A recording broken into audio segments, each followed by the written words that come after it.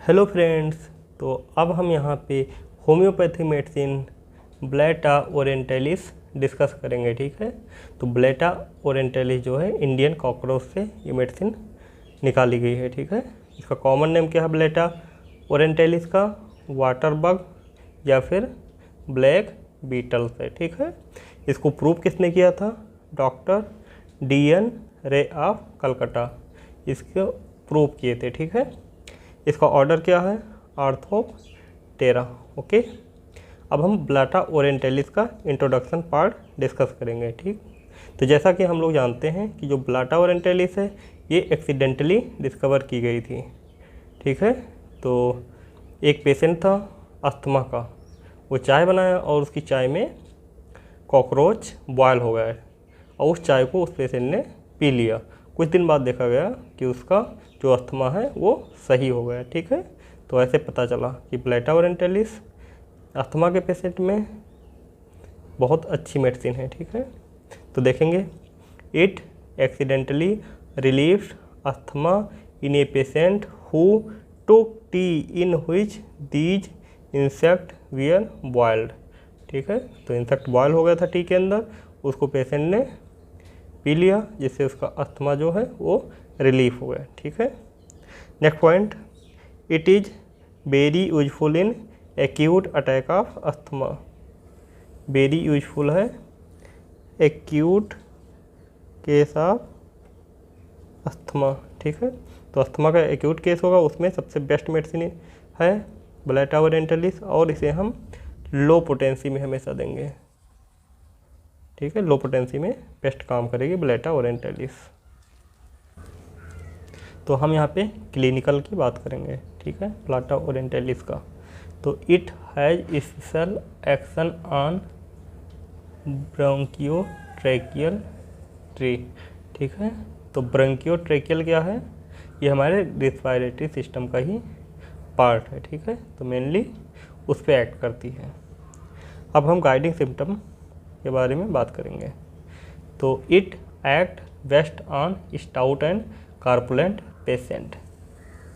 ये कैसे पेशेंट होते हैं?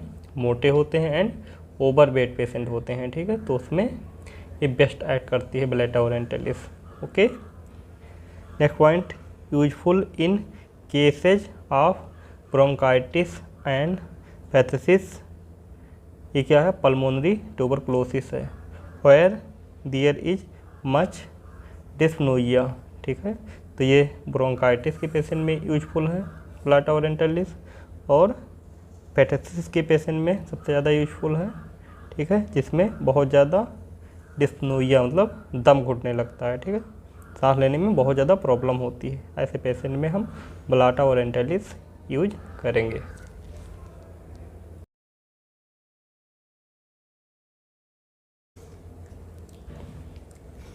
तो गाइडिंग सिम्टम के नेक्स्ट पॉइंट हम डिस्कस करेंगे।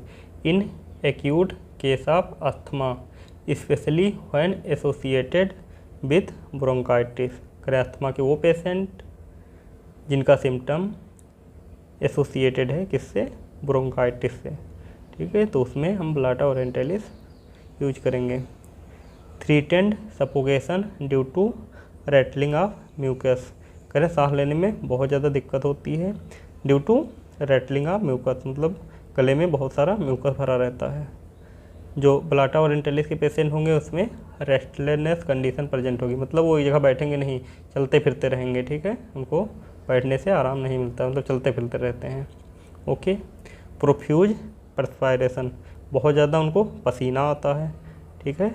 And aggravated from lying down. करें लेटने से सारे सिम्टम जो मैंने अभी बात किया ये सब एग्रावेट कर जाते हैं। और सम ऑफ द इंडिकेशन, ये कुछ इंडिकेशन है जिसके बेसिस पे हम ब्लेटा ओरिएंटलिस प्रिस्क्राइब करेंगे, okay. Next point, indication after arsenic when it is insufficient. कह रहे हैं जो आर्सेनिक का जो सिम्टम हो ब्लेटा ओरिएंटलिस से मैच करता है काफ़ी, ठीक है।